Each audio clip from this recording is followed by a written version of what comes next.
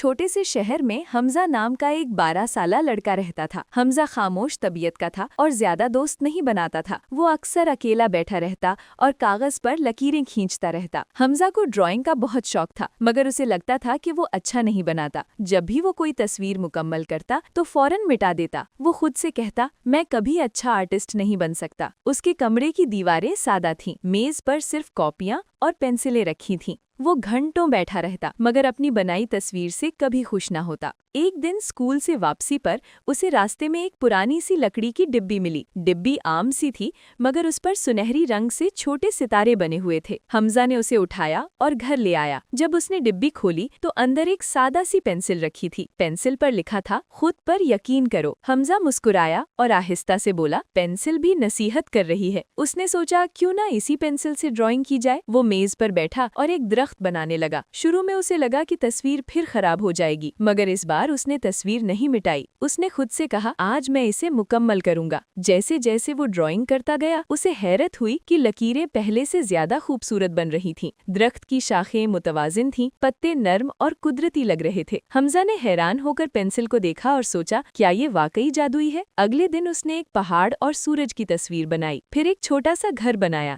ہر تصویر پہلے سے بہتر بنتی جا رہی تھی۔ اب حمزہ کو ڈرائنگ میں مزہ آنے لگا، مگر ایک بات عجیب تھی، جب بھی وہ ڈرتا یا مایوس ہوتا تو تصویر خراب ہو جاتی، اور جب وہ اعتماد سے بناتا تو تصویر خوبصورت بن جاتی۔ ایک دن اس نے جان بوجھ کر خود سے کہا، میں یہ نہیں بنا سکتا، اور اس نے ایک پھول بنانے کی کوشش کی۔ اس بار لکیریں ٹیڑھی میڑھی بن گئیں۔ حمزہ چونک گیا، پھر اس نے آنکھیں بند کی اور آہستہ سے کہا، میں کوشش کروں گا، میں سیکھ سکتا ہوں۔ اس نے دوبارہ پھول بنایا، اس بار تصویر خوبصورت بنی۔ تب اسے آہستہ آہستہ سمجھ آنے لگا کہ شاید جادو پینسل میں نہیں بلکہ اس کے یقین میں ہے۔ چند دن بعد اسکول میں مصوری کا مقابلہ ہونے والا تھا۔ حمزہ نے پہلے کبھی حصہ نہیں لیا تھا۔ وہ ہمیشہ ڈر جاتا تھا کہ لوگ ہنسیں گے۔ اس بار اس نے حصہ لینے کا فیصلہ کیا۔ مقابلے کے دن وہ اپنی جادوئی پینسل ساتھ لے گیا۔ اسے ایک منظر بنانے کو کہا گیا۔ حمزہ نے گہری سانس لی اور خود سے کہا، میں پوری کوشش کروں گا۔ اس نے ایک خوبصورت پارک کا منظر بنایا۔ سبز گھاس تھی، اونچے درخت تھے، چمکتا سورج تھا۔ جب اس کی تصویر مکمل ہوئی تو وہ خود حیران تھا۔ یہ اس کی اب تک کی سب سے اچھی ڈرائنگ تھی۔ نتائج کا اعلان ہوا۔ حمزہ کو دوسرا انعام ملا۔ اس کے چہرے پر خوشی تھی، مگر اس سے بھی زیادہ خوشی اسے اس بات کی تھی کہ اس نے ڈر پر قابو پایا۔